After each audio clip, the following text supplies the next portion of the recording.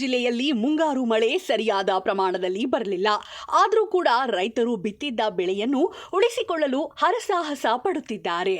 ಆದರೆ ಕೊಪ್ಪಳ ಜಿಲ್ಲೆಯ ಯಲಬುರ್ಗಾ ತಾಲೂಕಿನ ಬೇವೂರು ಗ್ರಾಮದ ರೈತರಿಗೆ ಗುಣಮಟ್ಟ ಮತ್ತು ಸರ್ಕಾರ ನಿಗದಿಪಡಿಸಿದ್ದ ಬೆಲೆಗೆ ನೀಡಬೇಕಾದ ಗೊಬ್ಬರವನ್ನು ಹೆಚ್ಚಿನ ಬೆಲೆಯಲ್ಲಿ ಮಾರಾಟ ಮಾಡುತ್ತಿದ್ದು ಮತ್ತು ಗೊಬ್ಬರ ತೆಗೆದುಕೊಳ್ಳಬೇಕಾದ್ರೆ ಅದಕ್ಕೆ ರಾಸಾಯನಿಕ ಕೆಮಿಕಲ್ ಕೂಡ ಪಡೆಯಬೇಕು ಎಂದು ರೈತರಿಗೆ ಇಲ್ಲವಾದಲ್ಲಿ ಗೊಬ್ಬರ ನೀಡುವುದಿಲ್ಲ ಎಂದು ಹೇಳುತ್ತಿದ್ದು ಮತ್ತು ಒಂದು ಗೊಬ್ಬರದ ಚೀಲಕ್ಕೆ 200ರಿಂದ 300 ರೂಪಾಯಿ ಹೆಚ್ಚಿನ ಬೆಲೆಗೆ ರೈತರಿಗೆ ಬಿತ್ತರಿಸುತ್ತಿರುವ ಹಿನ್ನೆಲೆ ಗ್ರಾಹಕರ ವಿರುದ್ಧ ರೈತರು ಪ್ರತಿಭಟನೆ ಮಾಡಿದ್ರು.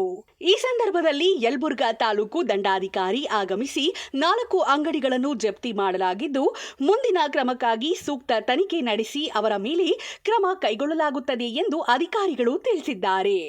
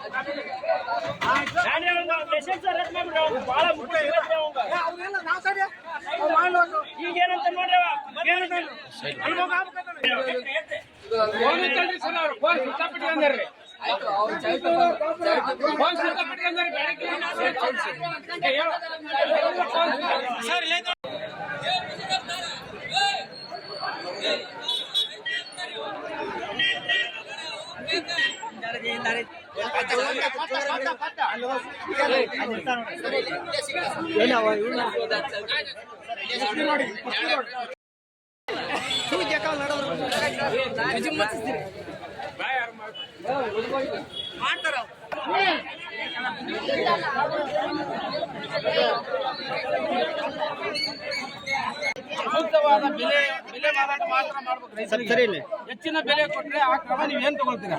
ಈಗ ಸೀಸ್ ಮಾಡಿ ವೆರಿಫೈ ಮಾಡಿ ಈಗ ಈ ರೈತರು ಆಮೇಲೆ ಇನ್ನೊಂದು ಏನಂದ್ರೆ ಇಲ್ಲಿ ಬಂದಂತ ರೈತರಿಗೆ ಅವಾಚ್ಯ ಶಬ್ದಗಳನ್ನು ಹೊಂಚುವಂತ ಅಂಗಡಿ ಮಾಲಕರಿದ್ದಾರೆ. ಅವ್ರ ಮೇಲೆ ನೀವು ಏನ್ ಕ್ರಮ ಮಾಡ್ತೀವಿ?